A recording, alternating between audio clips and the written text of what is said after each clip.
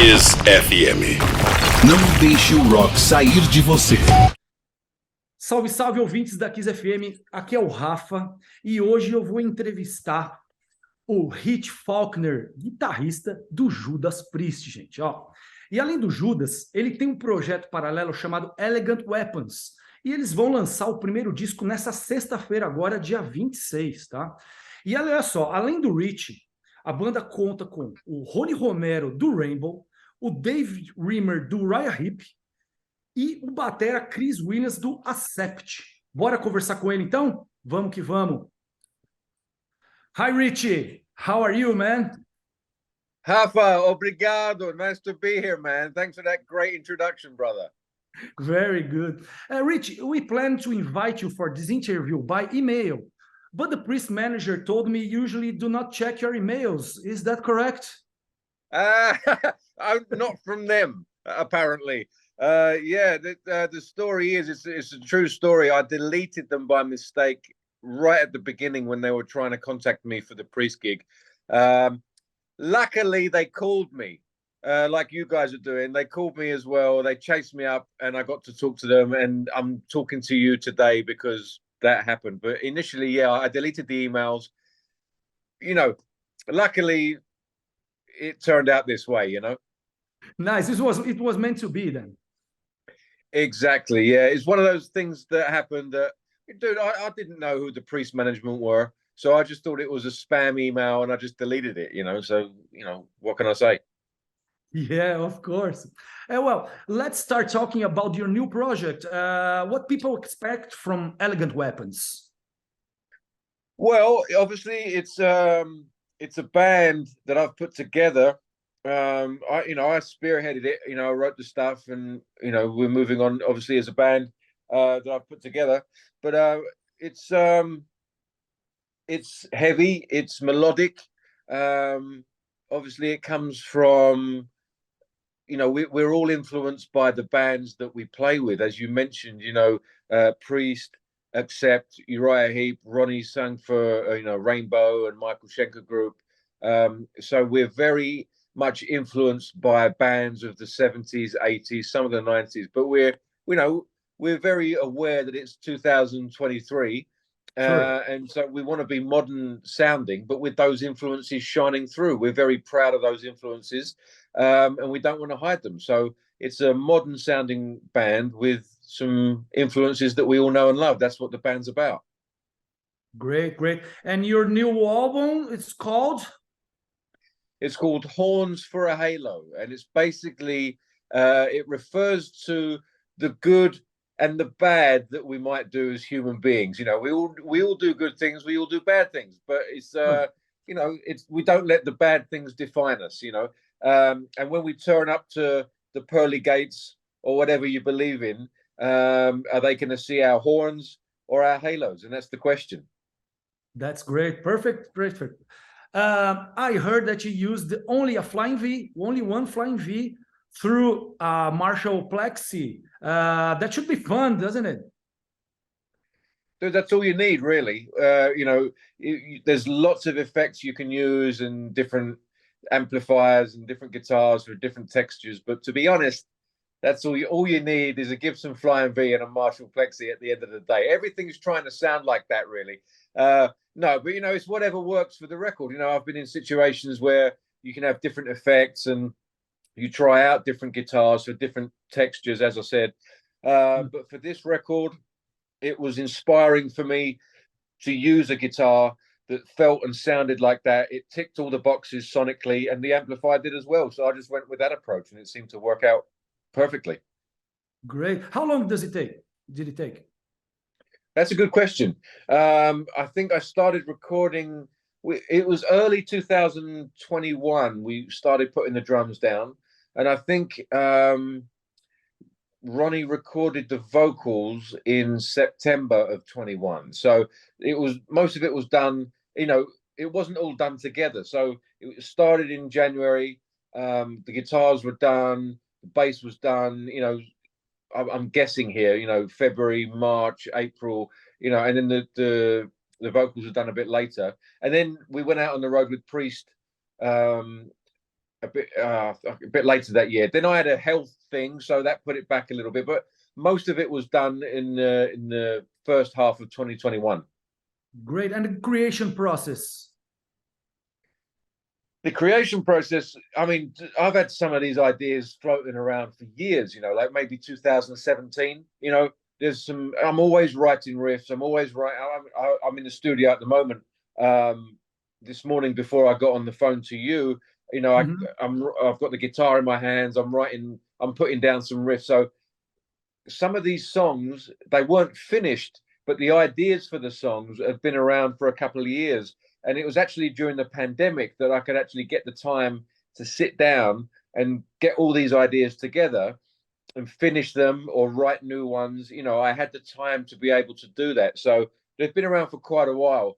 I remember initially when I was coming up with the music for these songs, I went to a friend of mine, a producer friend of mine, Tommy McWilliams, and I asked him, you know, can you write the lyrics to these songs, you know, because I'd rather have someone else do it that's a professional, you know, as much as you can be in lyric writing than myself. So maybe that's something for me down the line, but at the moment I'd just rather concentrate on the music. I see.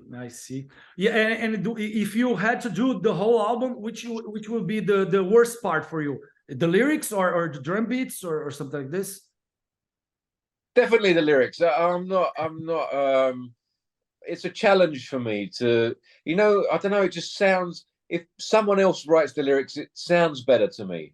To me, it just, I don't know, it just doesn't sound right. So maybe it's something, I like a challenge. So maybe it's a challenge for the future. Maybe I'll need to sit down and write the lyrics and, you know, but at the moment, I'm happy for someone else to do it. Someone better than me to do a better job. That's the way it should work, really. Nice. I have a band in Brazil and I'm a guitar player and I have to write the lyrics. So I have the same difficulty as you have. It's really hard. Well, again, if there's someone in your, you know, it's like if you're in a job, if you're in an office job and there's someone in your team of people that can do a better job than you, then they're the ones that should be doing it, you know, in my opinion. Yeah, but, you're right. Definitely agree. You know what I mean? It makes the whole unit better. So that's what I think. So, but well, maybe I'll learn some new words. Maybe I'll learn to spell correctly. Then I might be able to write lyrics in the future, you know. Rich, did you feel any resistance from your Priest bandmates of having a parallel project? No, they've been incredibly supportive. I remember, you know, I spoke to Glenn Tipton, you know, when I joined Priest, about the fact that, you know, Priest aren't going to be around for 20, 25 years. It's there, you know, I joined when they were 40 years in. Luckily, Priest is still around, but I think it's always been an obvious thing that I'm going to do something at some point, you know, after Priest. And I showed Rob the songs at an early stage, and he really dug them. He really enjoyed them. Management were on board. Management actually helped me out initially. You know, when I had the record, they actually helped out. And you know, the great thing is we've had a year off this year from Priest, so we've had the opportunity to release the record, do some dates coming up in Europe in June and July. So there's been no conflict. It's been nice and free this year from Priest. So, but they've been incredibly supportive. And I called up Ian Hill the other day, and he asked how the band's going and everything. You know, so they've been incredibly supportive. So I've been really fortunate for that. Nice, great. Any plans of Elegant Weapon touring South America?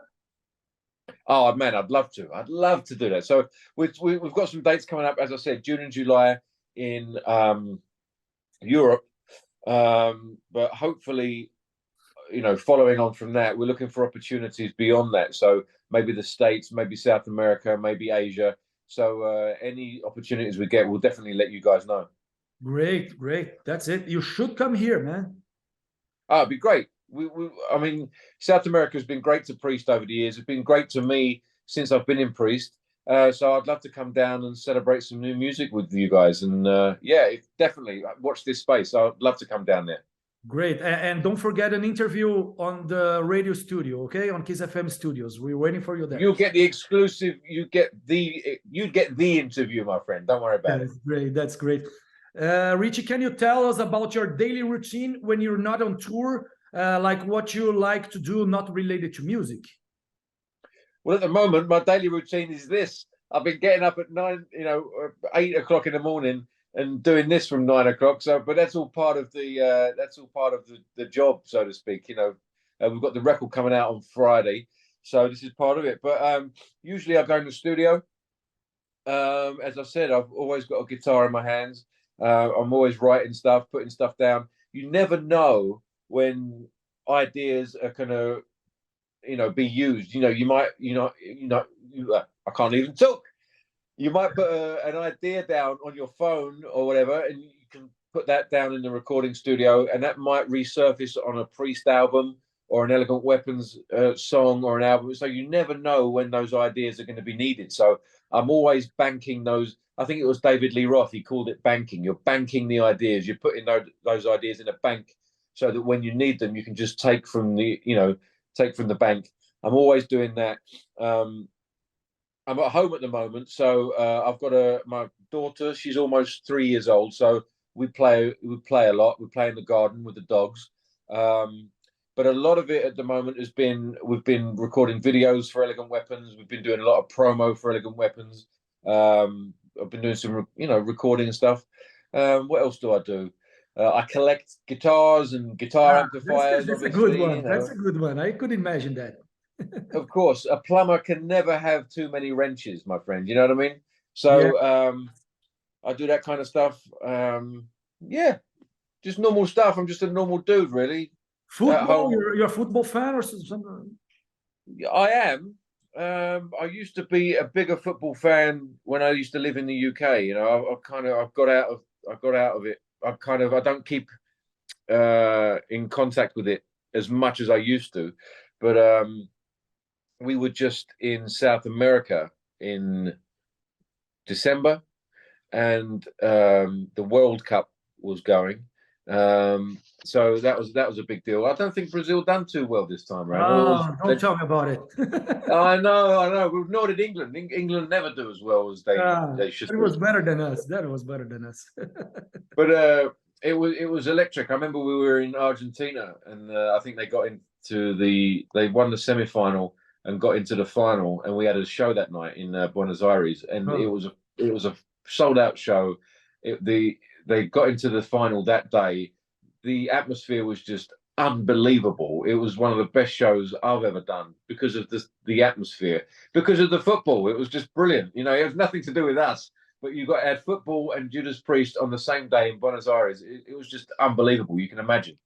Yeah, football and rock and roll has everything to do it. It's really good. Brilliant, especially in South America, in England, and in Europe. It's just massive. Yeah, definitely. That's why I asked you that. No, I get it. I totally get it. Yeah. What's your team, by the way? Sorry? What's your team? Corinthians? No way. I'm São Paulo fan. No way. Okay, fair enough. Well, you were the protagonist of one of the most metal moments of all time, right?